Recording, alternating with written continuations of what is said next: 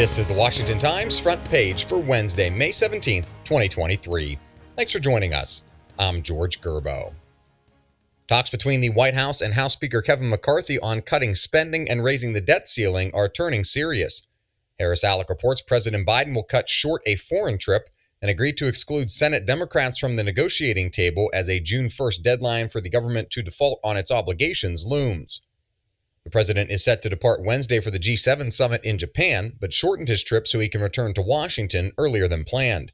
He canceled a leg of the trip that was to take him to Australia and Papua New Guinea early next week. The White House said the new schedule would give Biden time to ensure Congress takes action to raise the debt limit by June 1st. McCarthy said that the decision to cut other congressional leaders out of the process was a sign of progress. Ukrainian air defenses shot a volley of Russian hypersonic missiles targeting Kyiv this week, putting a serious dent in claims by Russian President Vladimir Putin that the sophisticated missile would prove a major asset. Mike Glenn reports Ukrainian defense officials said an unusually large cluster of 18 Russian missiles had all been intercepted and destroyed by Ukraine's missile defense network. Ukraine's defenses have been bolstered by the arrival of the Patriot system supplied by the U.S. and its NATO allies. The attack on the capital early Tuesday was considered one of the biggest since last year's invasion began. Conservative activists are upset that special counsel John Durham wasn't able to indict any FBI officials involved in the Trump-Russia collusion investigation. Durham brought 3 prosecutions during his 4-year probe that concluded Monday, but he netted only 1 conviction, a low-level FBI lawyer who admitted to doctoring evidence. Jeff Murdoch reports some Republicans say Durham should have mounted an investigation into multiple Obama administration leaders and high-ranking officials.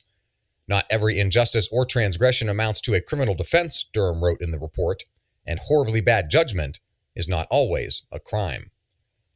Democrats, meanwhile, say the report is flat-out wrong in its conclusion that the FBI based its decision to surveil the Trump campaign on uncorroborated intelligence.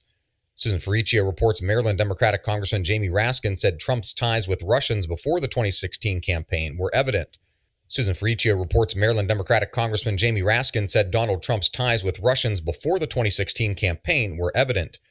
Trump's campaign team met with Russian nationals, he said, and plenty of evidence shows that Vladimir Putin worked to destabilize presidential elections. And finally, Muslim families are raising their political profiles as they join the parental rights debate, most recently in Montgomery County, Maryland. Valerie Richardson reports the Montgomery County Muslim Council raised a religious liberty issue after the school district introduced LGBTQ books for pre-K through 5th grade students and then said in March that parents could no longer opt their children out of lessons.